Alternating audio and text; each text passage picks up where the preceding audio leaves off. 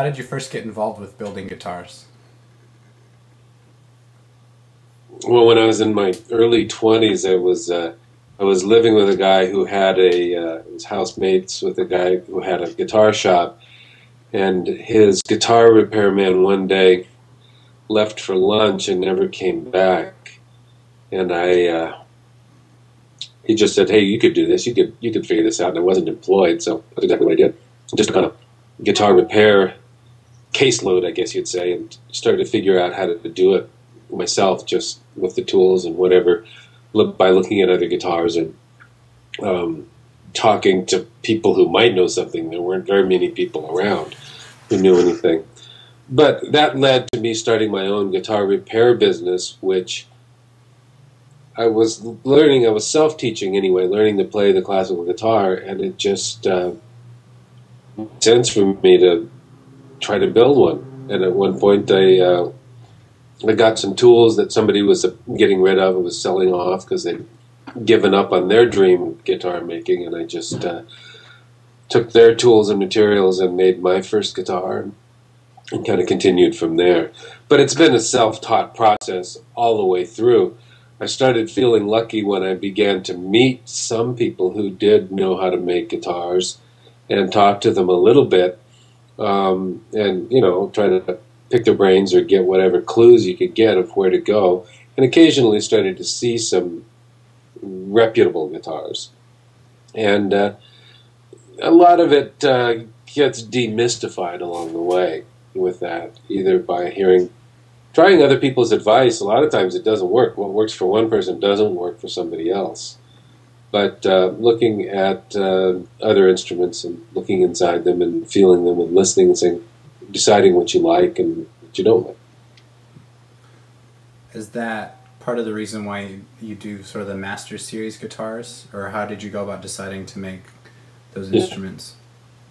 You know, when I was first making guitars, I was young and starry-eyed, and I thought I could reinvent the whole thing, and so I just did whatever I wanted to do.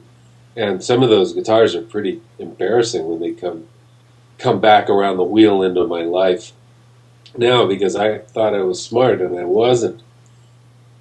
There was a period of time that I dropped out of guitar making for about 10 years, when I was having a young family and just circumstances. And when I came back into it in the late 80s, about 1990 really, I realized I didn't know anything.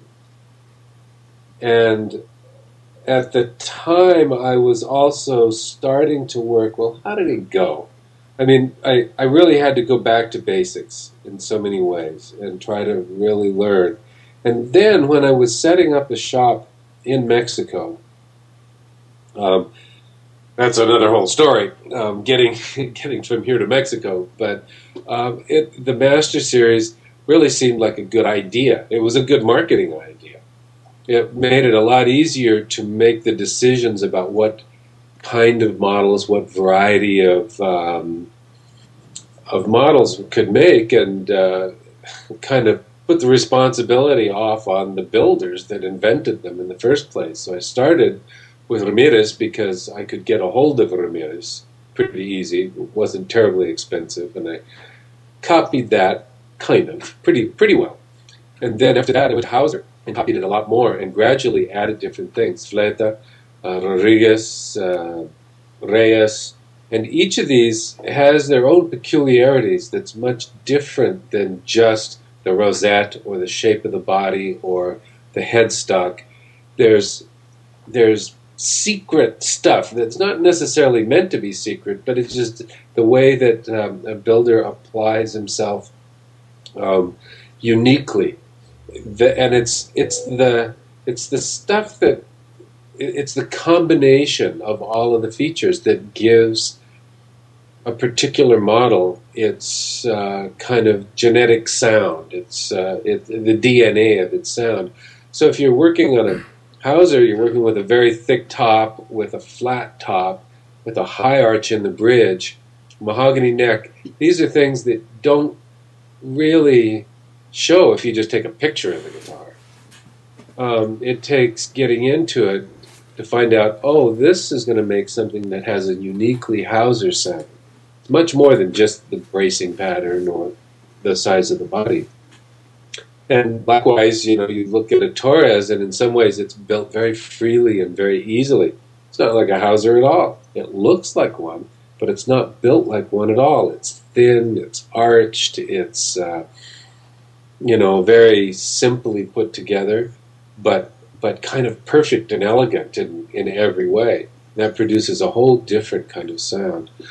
So it was both a marketing idea of being able to present instruments that had different characteristics, and it was also a kind of a course of study for me as a builder, to try to do all of these things, not just kind of close, but try to get as detailed as I could and learn what I could from following the footsteps of these old masters. So when you started making these, were you trying to replicate the design specifically, or were you just trying to replicate the tone? Did you just use the design as a starting point? Well, I found that by digging into the design, which means things like thicknesses, it doesn't mean just appearances.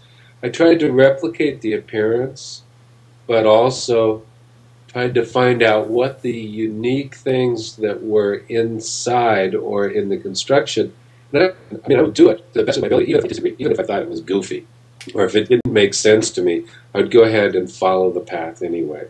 And I found that by doing that, that's when you start to get these, you know, Hill copies in the Master Series that start to sound like they're from the same family anyway as the originals, start to acquire the characteristics of the originals.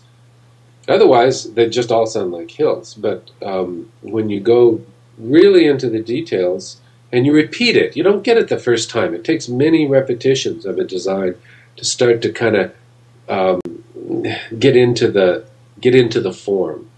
And so, you know, I learned a lot from doing that. I'm a lot less interested in doing that now because I've done it a lot. So it's not. I'm losing interest in replicating other people's work now. The only one I still really like to copy is Torres. I mean, I think Torres is just thrilling. But otherwise, I kind of often my own ideas, and this is now much more interesting to me. Now that I feel like I'm at least conversant, if not fluent, with many of the models from the old, revered old dead guys.